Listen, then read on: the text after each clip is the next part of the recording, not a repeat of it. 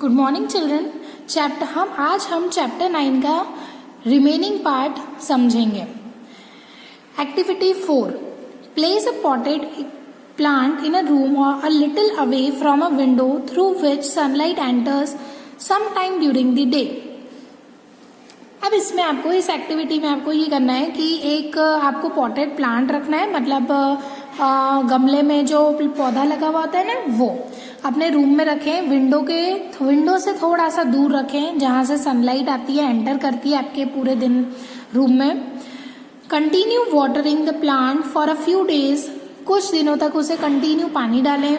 Does the plant grow upright like plants और इन दी open, तो क्या मतलब वहां पर प्लांट ग्रो होगा, वहां पर अच्छे से हो रहा है या फिर बाहर ज्यादा अच्छे से ग्रो होते हैं।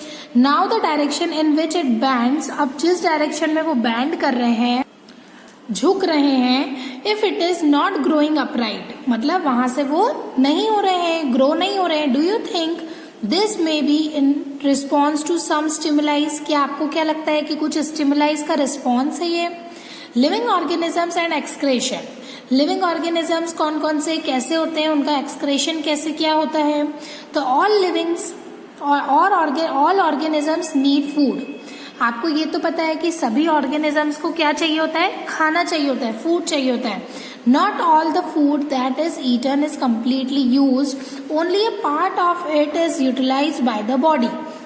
जो हम खाना खाते हैं वो सारा का सारा खाना यूटिलाइज नहीं होता है, उसका कुछ पार्ट हमारी बॉडी को लगता है। What happens to the rest, बाकी का क्या होता है, तो this has to be removed from the body as waste, तो वो हमारी बॉडी से वेस्ट के उसमें रिमूव हो जाता है। Our body produces some waste in other life processes also, हमारी बॉडी दूसरे वेस्ट भी प्रोड्यूस करती है। The process of getting rid of waste by organisms is known as excretion, जो प्रोसेस होती है वेस्ट को rid करने की, मतलब वेस्ट रिमूव होने की, तो उसको क्या बोला जाता है, excretion. Do plants all excrete, क्या सारे प्लांट्स एक्सक्रेट करते हैं। They do but not as seen in animals, वो करते हैं पर ऐसा एनिमल्स में नहीं दिखता।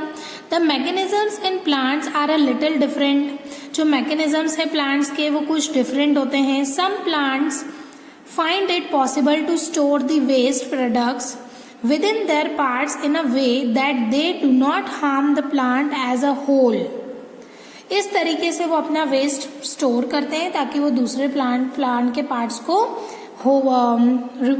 कुछ नुकसान ना पहुंचा सके। Some plants remove waste products as secretion, कुछ प्लांट्स अपना वेस्ट प्रोडक्ट रिमूव करते हैं किसके थ्रू, सिक्रेशंस के through. Excretion is another characteristic common to all organisms, excretion एक और कैरेक्टरिस्टिक है, सभी ऑर्गेनिजम्स में कॉमन होती है। मतलब do all organisms reproduce their own kind, क्या सारे ऑर्गेनिजम्स अपने ओन काइंड मतलब अपने ही जैसे रिप्रोड्यूस करते हैं। तो have you ever seen nest of some birds like pigeons, क्या आपने घोंसले देखे, नेस्ट देखे हैं बर्ड्स के, कुछ जैसे पिजन हो गया।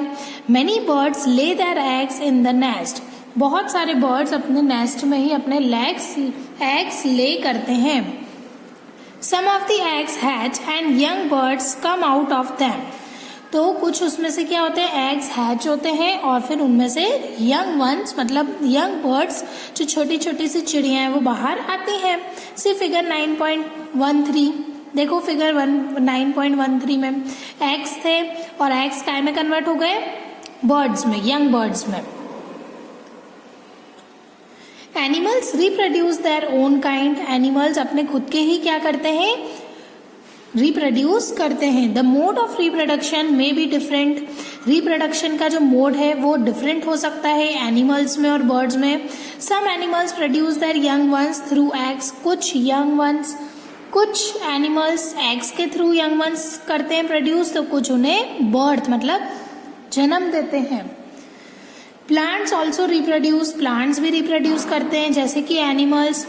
Like animals plants also differ in their mode of reproduction. जैसे एनिमल्स में अलग अलग मोड ऑफ रिप्रोडक्शन होता है, वैसे ही प्लांट्स में भी होता है।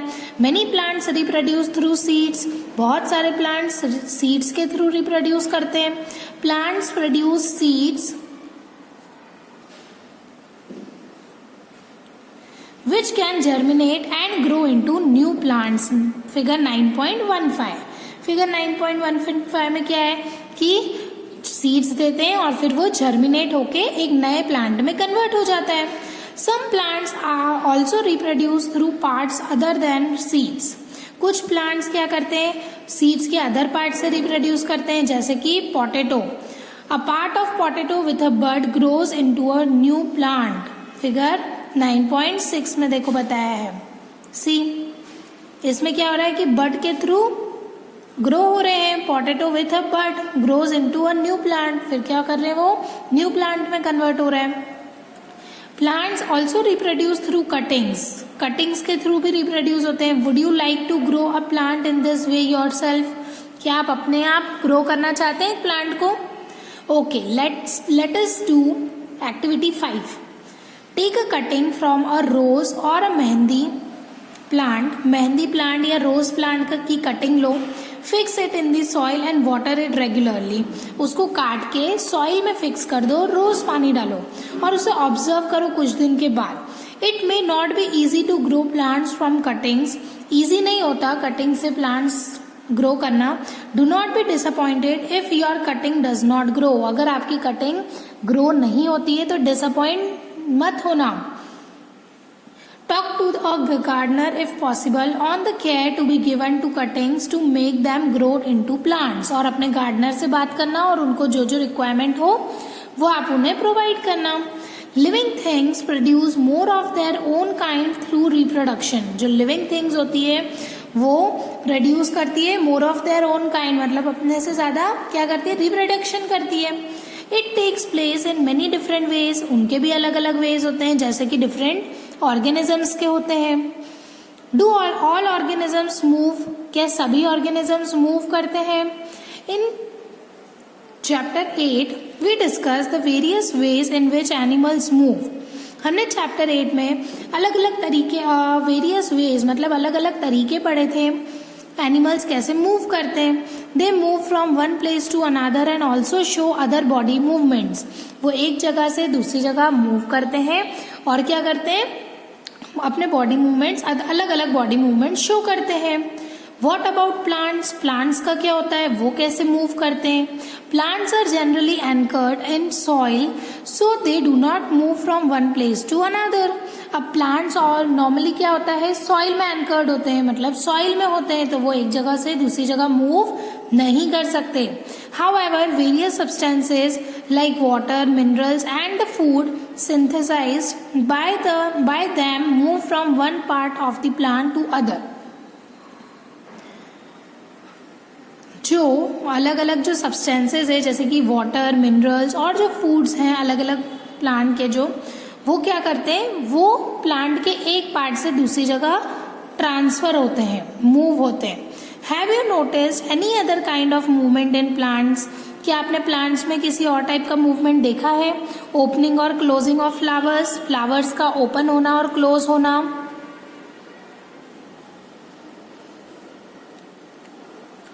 Do you recall how some plants show movement in response to certain stimuli? क्या आपको याद आया कि कुछ प्लांट्स, कौन से प्लांट्स जो है वो मूवमेंट शो करते हैं स्टिमुलाई के रिस्पॉन्स में? We also have some non living things moving. हमारे पास नॉन लिविंग थिंग्स भी हैं जो मूव करती हैं ऑफकोर्स, जैसे कि bus, car, small piece of paper, clouds और बहुत सारी चीजें। Is there something different in this movements from the movements of living beings? क्या लिविंग बीइंग्स और इनके मूवमेंट में कुछ डिफरेंस होता है? There is such a variety of living organisms. बहुत सारी वेराइटीज हैं लिविंग ऑर्गेनिजम्स की, but all of them show some common characteristics. पर सभी में कुछ कॉमन कैरेक्टरिस्टिक्स हैं। As we have discuss yet another common characteristic is that living beings die. एक और कॉमन कैरेक्टरिस्टिक क्या है, जैसे हमने डिस्कस किया था कि वो डाई मतलब मरते भी हैं, Because organisms die, particularly types of organisms can survive over thousands of years only if they reproduce their own kind. अगर वो अपने जैसे को ही अगर रिप्रोड्यूस करते हैं तो वो thousands of years मतलब एक पर्टिकुलर टाइम होता है कि उतना ही टाइम वो जीते हैं, उससे ज़्यादा जी नहीं पाते हैं. One single organism may die without ever reproducing, but the type of organism can exist only if there is reproduction. एक सिंगल ऑर्गेनिज्म मर सकता है रिप्रोड्यूसिंग अगर नहीं करता है तो, और टाइप ऑफ ऑर्गेनिजम्स फिर एग्जिस्ट करते हैं अगर वो रिप्रोडक्शन करता है. We see that all living things seem to have some common characteristics. हमने क्या देखा कि सारे लिविंग बींग्स में क्या लिविंग थिंग्स में कुछ कुछ कॉमन कैरेक्टरिस्टिक्स आ रही है. दे ऑल नीड फूड, सभी को खाना चाहिए होता है. रिस्पायर मतलब ब्रीदिंग करते हैं सभी. स्टिमुलाई पे रिस्पॉन्ड करते हैं. रिप्रोड्यूस करते हैं मतलब अपने यंग वंस को बर्थ मतलब जन्म देते हैं. शो मूवमेंट शो करते हैं. और ग्रो एंड डाई मतलब ग्रोथ होती है उनकी और वो मर जाते हैं. Do we find some non living things that also show some of this characteristics. क्या आपको नॉन लिविंग थिंग्स में भी कुछ ऐसी कैरेक्टरिस्टिक्स मिली है? Cars, bicycle, clocks and the water in the river move. ये सारी चीजें क्या करती है? मूव करती है. The moon moves in the sky में मून भी मूव करता है. क्लाउड्स भी ग्रो करते हैं size right in front of our eyes. हम अगर हमारी आईज से देखें तो क्लाउड्स भी क्या करते हैं? अपनी साइज ग्रो करते हैं. Can such things be called living. क्या इन सब चीजों को हम लिविंग बोल सकते हैं? नहीं. We ask ourselves, do this objects also show all the other characteristics of living things. तो आप अपने आप से पूछो क्या इन सब में और भी लिविंग थिंग्स की दूसरी जो कैरेक्टरिस्टिक्स वो है? In general, something that is living may have all the characteristics that we have discussed. General में क्या होता है कि something that is living may all have the मतलब अगर कुछ लिविंग है तो उसमें सारी कैरेक्टरिस्टिक्स होनी चाहिए जैसा हमने डिस्कस किया. While non living things may not show all this characteristics at the same time. और उसी टाइम पे नॉन लिविंग थिंग में ये कैरेक्टरिस्टिक्स नहीं होनी चाहिए. Is this always true. क्या ये हमेशा ट्रू होता है? Do we always find that living things definitely show all the characteristics of the living that we have discuss. जैसा कि हमने पता लगाया कि लिविंग थिंग्स में डेफिनेटली सारी ही कैरेक्टरिस्टिक्स होती है जो हमने डिस्कस करी. Do we always find that non living things may show only some of this characteristics and never all of them. क्या नॉन लिविंग थिंग्स में show only some of this characteristics. क्या कुछ यही कैरेक्टरिस्टिक्स शो होती है और कोई भी नहीं? To understand this a little better, इसको और अच्छे से समझने के लिए let us look at a specific example. हम एक एग्जाम्पल से समझते हैं. Consider any seed. कोई भी एक सीड कंसिडर मतलब लीजिए. मूंग आप ले सकते हैं. Is it living. क्या वो लिविंग है? It can stay in a shop for months and not show any growth or some of the other characteristics of life. अब अगर वो शॉप पर बहुत महीनों तक पड़ा है तो क्या वो ग्रो करेगा? However, we bring the same seed and plant it in soil. और अगर हम वही सेम सीड अगर सॉइल में डालते हैं और उसको पानी देते हैं तो वो क्या हो जाएगा? पूरे प्लांट में कन्वर्ट हो जाएगा. तो इससे क्या हो रहा है कि did the seed need food. क्या उसको खाने की जरूरत है? क्या वो एक्सक्रेट करता है, ग्रो करता है, रिप्रोड्यूस करता है? When it was in the shop for many months. जब बहुत सारे मंथ्स में जब वो शॉप मतलब बहुत महीनों तक जब शॉप में था तो क्या ये सारी चीजें कर रहा था?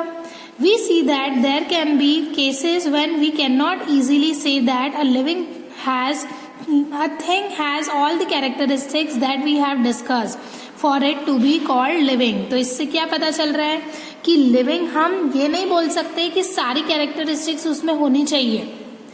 What there is life. Push your hand deep inside a sack of wheat. आप जो व्हीट की बोरी है मतलब गेहूं की जो बोरी है उसमें अपना हाथ डालें.